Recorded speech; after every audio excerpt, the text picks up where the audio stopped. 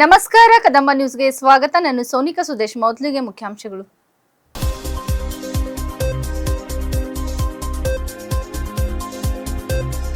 ಔರಾದ್ನಲ್ಲಿ BJP ಬೃಹತ್ ಕಾರ್ಯಕರ್ತರ ಸಮಾವೇಶ.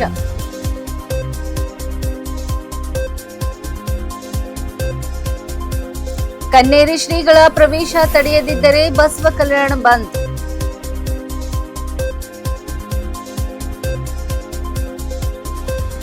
ಕಾಲೇಜು ಮೇಲ್ಛಾವಣಿ ಕುಸಿತ, ಡಿಸಿ ಕಚೇರಿ ಎದುರು ಪ್ರತಿಭಟನೆ.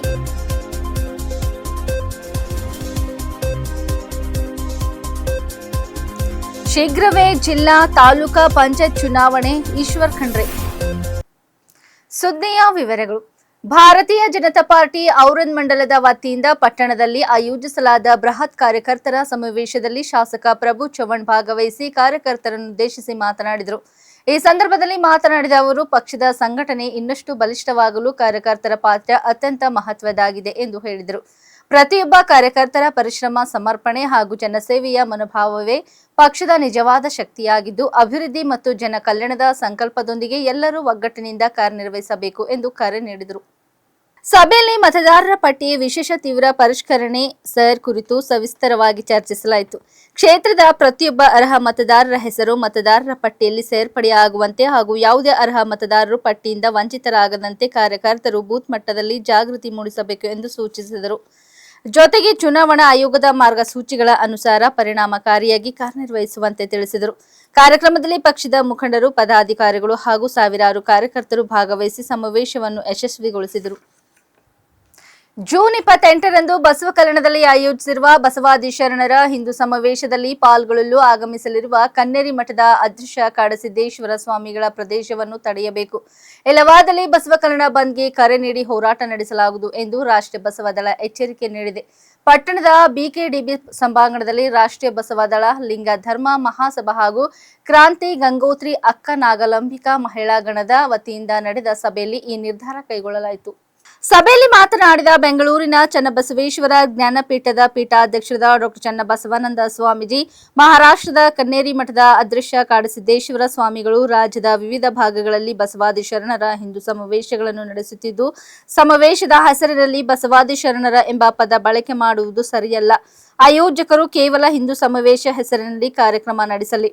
ಬಸವಾದಿ ಶರಣರನ್ನು ಚಾತುರ್ವರ್ಣ ಆಧಾರಿತ ಹಿಂದೂ ಧರ್ಮದೊಂದಿಗೆ ಜೋಡಿಸುವ ಪ್ರಯತ್ನ ಖಂಡನೀಯ ಎಂದು ಹೇಳಿದರು. ಸಮಾವೇಶದ ಹೆಸರನ್ನು ಬದಲಾಯಿಸದಿದ್ದರೆ ಹಾಗೂ ಕನ್ನೇರಿ ಶ್ರೀಗಳ ಪ್ರವೇಶವನ್ನು ತಡೆಯದಿದ್ದರೆ ಬಸವ ಕಲ್ಯಾಣ ಬಂದ್ ನಡೆಸಿ ತೀವ್ರ ಹೋರಾಟ ಕೈಗೊಳ್ಳಲಾಗುವುದು ಎಂದು ಸಭೆಯಲ್ಲಿ ಎಚ್ಚರಿಕೆ ನೀಡಲಾಯಿತು.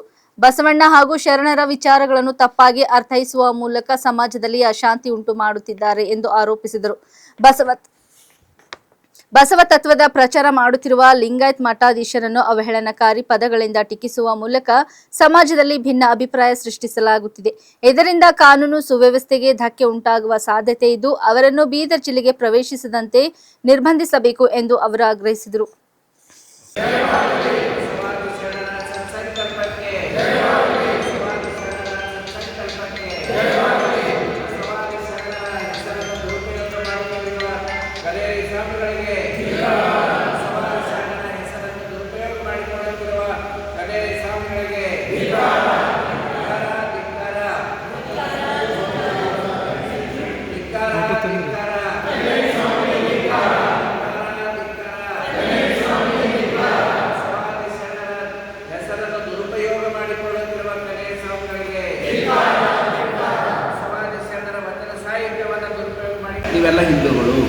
ನೀವೆಲ್ಲ ಹಿಂದೂಗಳು, ಲಿಂಗಾಯತರು ಜಾಗೃತ ಆಗಿದ್ದಾರೆ. ನಾವ್ಯಾರು ಹಿಂದೂ ಅಂದರೆ ನಾವೆಲ್ಲರೂ ಭಾರತೀಯರು, ಆದರೆ ನಾವು ಹಿಂದೂಗಳಲ್ಲ. ನೀವೊಂದು ವೇಳೆ ಹಿಂದೂ ಒಂದು ಧರ್ಮ ಅಂತ ಹೇಳೋದಾದರೆ ನಮ್ಮ ಅದು ಒಪ್ಪಿಗೆ ಇಲ್ಲ. ಹಿಂದೂಸ್ತಾನದಲ್ಲಿರೋರೆಲ್ಲರೂ ಹಿಂದೂಗಳೇ. ಅದಕ್ಕೋಸ್ಕರ ನಾವು ಲಿಂಗಾಯತ ಧರ್ಮದ ಅನುಯಾಯಿಗಳು ಬಸವಾದಿ ಶರಣರ ಹೆಸರನ್ನು ದುರುಪಯೋಗ ಮಾಡ್ಕೋಬೇಡಿ ಅಂತ ಹೇಳಿ ನಾವಿವತ್ತು ಜಿಲ್ಲಾಧಿಕಾರಿಗಳ ಮೂಲಕ, ಅಸಿಸ್ಟೆಂಟ್ ಕಮಿಷನರ್ ಮೂಲಕ, ನಮ್ಮ ಮಾನ್ಯ ಕರ್ನಾಟಕ ಸರ್ಕಾರದ ನೂತನ ಗೃಹ ಸಚಿವರಾಗಿದ್ದಾರೆ ಪ್ರಿಯಾಂಕ್ ಖರ್ಗೆ ಅವರು ಮತ್ತು ಬೀದರ್ ಜಿಲ್ಲೆಯ ನಾಯಕರಾಗಿರ್ತಕ್ಕಂಥ ಈಶ್ವರ್ ಖಂಡ್ರೆ ಅವರಿಗೂ, ಪ್ರಿಯಾಂಕ್ ಖರ್ಗೆ ಅವರಿಗೂ ಮನವಿ ಪತ್ರ ಸಲ್ಲಿಸ್ತಾ ಇದ್ದೀವಿ. ಹಿಂದೂ ಸಮಾವೇಶ ಮಾಡಿಕೊಂಡ್ರೆ ನಮಗೆ ಅಭ್ಯಂತರ ಇಲ್ಲ. ಬಸವಾದಿ ಶರಣರ ಶಬ್ದವನ್ನು ಬಳಸಿ ಅದಕ್ಕೆ ಜನರಿಗೆ ದಾರಿ ತಪ್ಪಿಸ್ತಕ್ಕಂಥ ಕೆಲಸ ಮಾಡಬೇಡಿ ಅಂತೇಳಿ ನಾವು ಸರ್ಕಾರಕ್ಕೆ ಕೇಳ್ಕೊಳ್ತಾ ಇದ್ದೀವಿ. ಬಸವಾದಿ ಶರಣರ ಹಿಂದೂ ಸಮಾವೇಶ ಅನ್ನೋದನ್ನು ಬಿಟ್ಟು ಅವರು ಕೇವಲ ಹಿಂದೂ ಸಮಾವೇಶ ಅಂತ ಮಾಡಿಕೊಳ್ಳಿ. ಅದಕ್ಕಾಗಿ ಸಮಾಜಕ್ಕೆ ದಾರಿ ತಪ್ಪಿಸ್ತಕ್ಕಂಥ ಕೆಲಸ ಮಾಡಬೇಡಿ. ಮತ್ತು ಬಸವ ಕಲ್ಯಾಣ ಭೂಮಿಯಲ್ಲಿ ಬಸವ ತತ್ವದ ಅನುಯಾಯಿಗಳಿಗಾಗಲಿ, ಬಸವಣ್ಣ ತತ್ವದ ಬಗ್ಗೆ ಅವಹೇಳನ ಮಾಡ್ತಕ್ಕಂಥದ್ದಾಗಲಿ, ಬಸವಾದಿ ಶರಣರಿಗೆ ತಪ್ಪಾಗಿ ಅರ್ಥ ಮಾಡ್ತಕ್ಕಂಥದ್ದಾಗಲಿ, ಬಸವ ಭಕ್ತರಿಗೆ ಬಸವ ತತ್ವ ಪ್ರಚಾರಕರಿಗೆ ಏನಾದರೂ ಟೀಕೆ ಮಾಡಿದರೆ, ಏನಾದರೂ ಅವರು ಕೆಟ್ಟಾಗಿ ಮಾತಾಡಿದರೆ ಸಹಿಸ್ಕೊಳ್ಳೋಕ್ಕಾಗಲ್ಲ. ಸರ್ಕಾರ ಅವ್ರ ಮೇಲೆ ಒಂದು ತಾಕೀತು ಮಾಡಬೇಕು. ಅವ್ರ ವಿಷಯ ಏನಿದೆ ಅಷ್ಟನ್ನು ಹೇಳ್ಕೊಂಡು ಹೋಗಬೇಕು. ಆದರೆ ಬಸವಾದಿ ಶರಣರಂಥ ಶಬ್ದವನ್ನು ಆ ಒಂದು ಬ್ಯಾನರಿಂದ ಅವ್ರು ತೆಗೆಸಬೇಕು. ಹಿಂದೂ ಸಮಾವೇಶ ಮಾಡಿಕೊಳ್ಳಿ ಅಂತೇಳಿ ಒಂದು ವೇಳೆ ಬಸವಾದಿ ಶರಣರ ಹಿಂದೂ ಸಮಾವೇಶ ಅಂತ ನಾವು ತೆಗಿಲಿಲ್ಲ ಅಂದರೆ ನಾವು ಎಚ್ಚರಿಕೆ ಕೊಡ್ತಾಯಿದ್ದೀವಿ.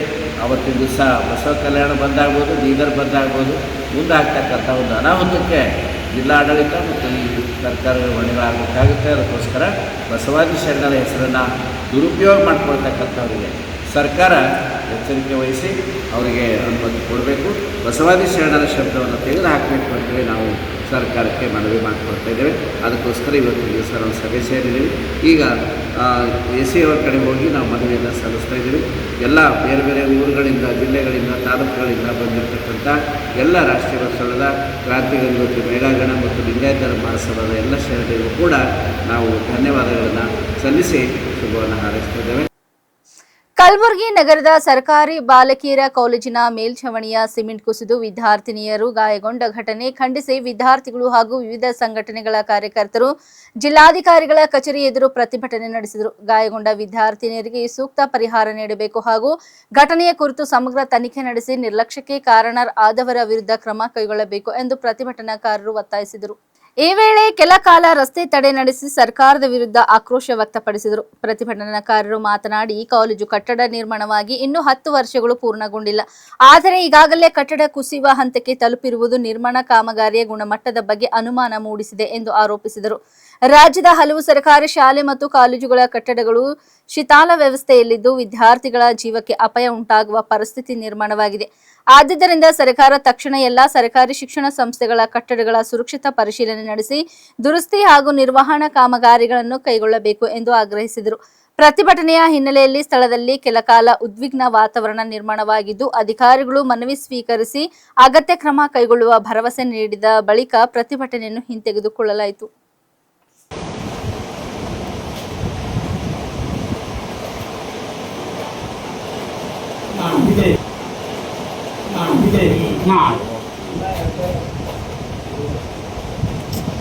ಬೇಕಿ ನೋಡುದು ನಾವು ಓಡಾಡಿದಾಗ ಯಾರ ಮೇಲೆ ಹೇಳ್ತಿತ್ತು ಸ್ವಲ್ಪ ಡಾಕ್ಟರ್ ಸರ್ ಅದು ಮತ್ತೊಂದು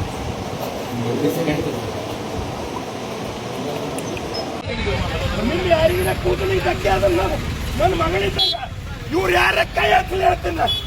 ಇವ್ರ ಮೇಲೆ ಎಫ್ಐಆರ್ ಮಾಡ್ತೀನಿ, SP ಮೇಲೆ ಎಫ್ಐಆರ್ ಮಾಡ್ತೀನಿ. ನಾನು SP ಮೇಲೆ ಡೈರೆಕ್ಟ್ SP ಪಾರ್ಟಿ ಮಾಡ್ತೀನಿ. ವಿದ್ಯಾರ್ಥಿಗಳ ಬೆಲೆ ಇಲ್ಲ ನಿಮ್ಗ, ಅನ್ಯಾಯ ಮಾಡ್ತೀರಿ. ಯಾವ ಪೊಲೀಸ್ ಕೊಡ್ತಾರೆ ಮಕ್ಕಳೇ? ನನ್ನ ಮಕ್ಕಳ ಕೈ ಹತ್ರ ನೀವು ಪೊಲೀಸರು ಯಾರು ಕೈ ಹತ್ತೀರಿ? ನಿಮ್ಮ ಮೇಲೆ ಎಫ್ಐಆರ್ ಮಾಡ್ತೀನಿ ಸರ್. ಸರ್ ಏನಿಲ್ಲ, ನಾವು ನಮ್ಗೆ ಅನೌನ್ಸ್ ಮಾಡ್ಬೇಕು, ಮನವಿ ಇಲ್ಲ. ಯಾವ ಬರ್ತಾನೆ ಇಲ್ಲಿ ಬಂದ ಅನೌನ್ಸ್ ಮಾಡ್ಬೇಕು. ಮಕ್ಕಳಿಗಲ್ಲಿ ಹಾಸ್ಪಿಟಲ್ ಒದ್ದಾಡಿರ್ತಾವ, ಆಟ ಆಡ್ತಾ ಇದ್ದೀನಿ. ಕೈ ಹತ್ರಿ, ನಿಮ್ ಪೊಲೀಸರು ಯಾರು ಬಂದಮ್ಮದ ಸಾರಿ ನಿಮ್ ಮೇಲೆ ಎಫ್ಐಆರ್ ಮಾಡಿಸ್ತೀನಿ ನಾನು. ಮಕ್ಕಳಿಗೆ ಅನೌನ್ಸ್ ಮಾಡ್ಬೇಕು. ಹೋಗಲ್ಲ ಒಳಗ ಹೋಗಲ್ಲ. ನನ್ನ ಮಕ್ಕಳಿಗೆ ನ್ಯಾಯ ಸಿಗಬೇಕು.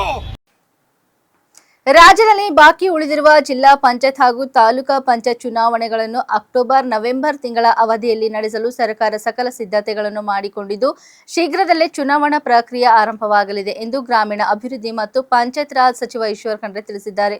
ದೇವನಹಳ್ಳಿಯಲ್ಲಿ ಸುದ್ದಿಗಾರರೊಂದಿಗೆ ಮಾತನಾಡಿದ ಅವರು, ರಾಜ್ಯದ ಗ್ರಾಮೀಣ ಸ್ಥಳೀಯ ಸಂಸ್ಥೆಗಳ ಚುನಾವಣೆಗೆ ಸಂಬಂಧಿಸಿದಂತೆ ಅಗತ್ಯ ಪೂರ್ವ ಸಿದ್ಧತೆಗಳನ್ನು ಸರ್ಕಾರ ಪೂರ್ಣಗೊಳಿಸಿದೆ. ಚುನಾವಣೆಯನ್ನು ಸುಸೂತ್ರವಾಗಿ ಮತ್ತು ಪಾರದರ್ಶಕವಾಗಿ ನಡೆಸಲು ಬೇಕಾದ ಎಲ್ಲ ಆಡಳಿತಾತ್ಮಕ ಕ್ರಮಗಳನ್ನು ಕೈಗೊಳ್ಳಲಾಗಿದೆ ಎಂದು ಹೇಳಿದರು.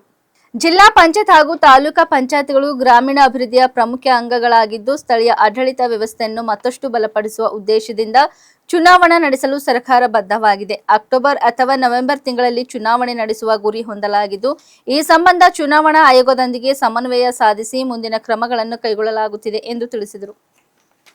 ಖಂಡಿತವಾಗಿಯೂ ಜಿಲ್ಲಾ ಪಂಚಾಯತ್ ತಾಲೂಕ್ ಪಂಚಾಯತ್ ಚುನಾವಣೆ ನಡೆಸ್ತೇವೆ. ಈಗ ಅಕ್ಟೋಬರ್ ಅಥವಾ ನವೆಂಬರಲ್ಲಿ ನಮ್ಮ ಜಿಲ್ಲಾ ಪಂಚಾಯತ್ ಮತ್ತು ತಾಲೂಕ್ ಪಂಚಾಯತಿ ಚುನಾವಣೆಗಳು ನಡೆಸುವಂತ ಎಲ್ಲಾ ರೀತಿಯ ಸಿದ್ಧತೆಗಳು ಮಾಡಿಕೊಂಡಿದ್ದೇವೆ. ನಾನು ಹೇಳಿದೆ ಈಗಾಗಲೇ, ಆದಷ್ಟು ಶೀಘ್ರದಲ್ಲಿ ಗ್ರಾಮ ಪಂಚಾಯತಿ, ಜಿಲ್ಲಾ ಪಂಚಾಯತಿ, ತಾಲೂಕ್ ಪಂಚಾಯತಿ ಚುನಾವಣೆಗಳು ನಡೀತವೆ. Thank you. ಭಾರತೀಯ ವಾಯುಪಡೆಯ IAF AN-32 ಸಾರಿಗೆ ವಿಮಾನವೊಂದು ಇಂದು ಶನಿವಾರ ಬೆಳಗ್ಗೆ ಅಸ್ಸಾಂನ ಜೋರ್ಹಾಟ್ ವಾಯುನೆಲೆಯಲ್ಲಿ ಪತನಗೊಂಡು ಬೆಂಕಿಗೆ ಆಹುತಿಯಾಗಿದೆ. ಪ್ರಾಥಮಿಕ ಮಾಹಿತಿಯ ಪ್ರಕಾರ ವಿಮಾನವು ಲ್ಯಾಂಡಿಂಗ್ ವೇಳೆ ನಿಯಂತ್ರಣ ತಪ್ಪಿ ವಾಯುನೆಲೆಯ ಆವರಣದೊಳಗೆ ಪತನಗೊಂಡಿದ್ದು, ಬಳಿಕ ಬೆಂಕಿ ಕಾಣಿಸಿಕೊಂಡಿದೆ. ಬೆಂಕಿಯನ್ನು ನಿಯಂತ್ರಿಸಲು ಹಾಗೂ ಪರಿಸ್ಥಿತಿಯ ಮೌಲ್ಯಮಾಪನ ನಡೆಸಲು ತುರ್ತು ರಕ್ಷಣಾ ತಂಡಗಳನ್ನು ತಕ್ಷಣ ಸ್ಥಳಕ್ಕೆ ನಿಯೋಜಿಸಲಾಗಿದೆ. ವಿಮಾನ ಪತನಕ್ಕೆ ನಿಖರ ಕಾರಣ ಇನ್ನೂ ತಿಳಿದು ಬಂದಿಲ್ಲ. ಘಟನೆಯಲ್ಲಿ ಯಾರಾದರೂ ಮೃತಪಟ್ಟಿದ್ದಾರೆಯೇ ಅಥವಾ ಗಾಯಗೊಂಡಿದ್ದಾರೆ ಎಂಬ ಮಾಹಿತಿ ಕೂಡ ಇನ್ನೂ ಸ್ಪಷ್ಟವಾಗಿಲ್ಲ. ಘಟನೆಯನ್ನು ಭಾರತೀಯ ವಾಯುಪಡೆ ದೃಢಪಡಿಸಿದ್ದು, ಪರಿಸ್ಥಿತಿಯ ಸಂಪೂರ್ಣ ಪರಿಶೀಲನೆಯ ಬಳಿಕ ಹೆಚ್ಚಿನ ಮಾಹಿತಿ ನೀಡುವುದಾಗಿ ತಿಳಿಸಿದೆ. AN-32 ವಿಮಾನ ಪತನದ ಕುರಿತು ವಾಯುಪಡೆ ತನಿಖೆ ಆರಂಭಿಸಿದೆ.